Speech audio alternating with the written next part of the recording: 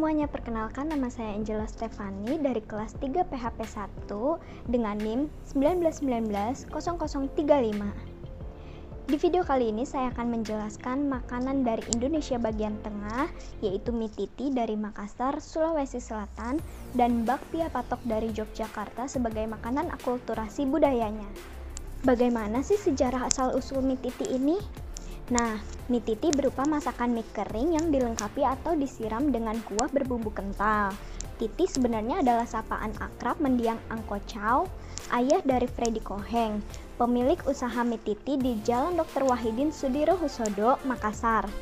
Titi itu bukan sebutan orang atau nama diri loh. Dalam bahasa Tionghoa, titi berarti adik laki-laki. Bagi warga Tionghoa Makassar di era 1950-an, khususnya di kawasan Pecinan, Kecamatan Goa, Angko Chow adalah pedagang mie khas di mana saat itu warga sekitar menyebutnya mie dadar, yaitu mie yang digoreng dengan sedikit minyak lalu ditekan-tekan dalam wajan hingga gepeng menyerupai telur dadar. Kemudian, mie kering atau mie titi ini disajikan dengan siraman kuah kental panas yang berisi ayam, udang, bakso, dan sayur sawi. Angko Chow mewariskan resep kuliner ini kepada ketiga anaknya, yaitu Hengki, Awa, dan Titi. Makanan ini pun mulai dikenal sejak tahun 1970-an. Kenapa sih mie titi bisa sampai Makassar? Jadi mie titi itu pertama kali diperkenalkan oleh Angko Chow yang merupakan seorang warga keturunan Cina yang tinggal di Makassar. Ia meracik makanan ini dengan mengadopsi resep kuno Cina yaitu ifumi. Ia pun menambahkan cita rasa bawang putihnya yang pekat dalam olahan mie titi hingga jadi makanan populer bagi masyarakat Makassar. Di Makassar, mie titi banyak dijual oleh turunan Tionghoa. Nah, mie titi ini bisa kita beli maupun kita buat sendiri loh. Untuk membelinya di Makassar dapat ditemukan di pusat Jalan Irian, di cabang Jalan Boulevard, dan Jalan Datuk Museng yang dikendalikan oleh Freddy Koheng. Untuk membuatnya sendiri, diperlukan bahan-bahan seperti mie kering yang berukuran kecil seperti lidi, dada ayam yang dipotong dadu, bakso yang dipotong-potong, udang, telur yang dikocok lepas, sawi hijau yang dipotong-potong, bawang putih yang dihaluskan, maizena yang dilarutkan dengan sedikit air, garam, penyedap rasa opsional, air, dan minyak goreng secukupnya.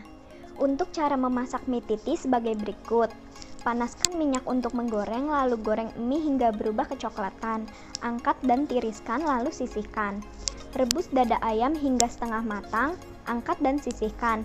Panaskan 2 sendok makan minyak, tumis bawang putih hingga harum.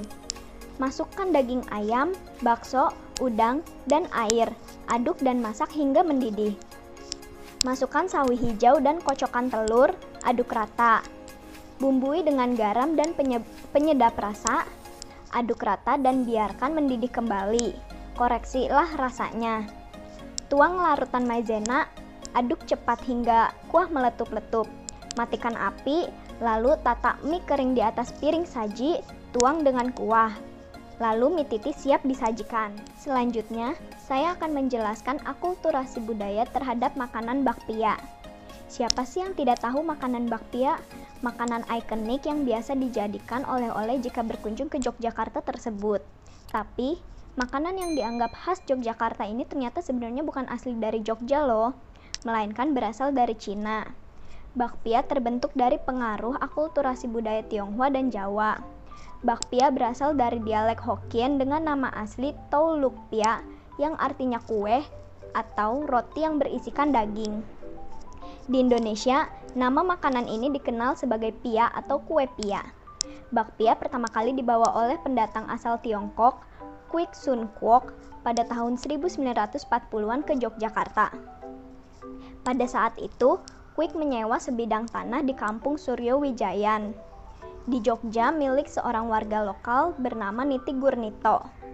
Nah, pada awalnya bakpia dibuat menggunakan isian daging dan minyak dari babi loh, namun dimodifikasi menjadi kue yang tidak lagi menggunakan minyak babi dengan diganti isian kacang hijau. Hasil adaptasi cita rasa bakpia yang disesuaikan dengan lidah masyarakat Jogja mulai digemari oleh banyak orang dan berhasil diterima oleh masyarakat sekitar. Pada tahun 1980-an, bakpia semakin populer dan mulai muncul produsen-produsen rumahan bakpia di kawasan Patok. Seperti membuka toko di rumah masing-masing, dikemas pakai dus atau kertas karton, sehingga dikenal dengan bakpia Patok. Dulu, para produsen itu belum kenal istilah merek dagang loh, karena jualannya di rumah.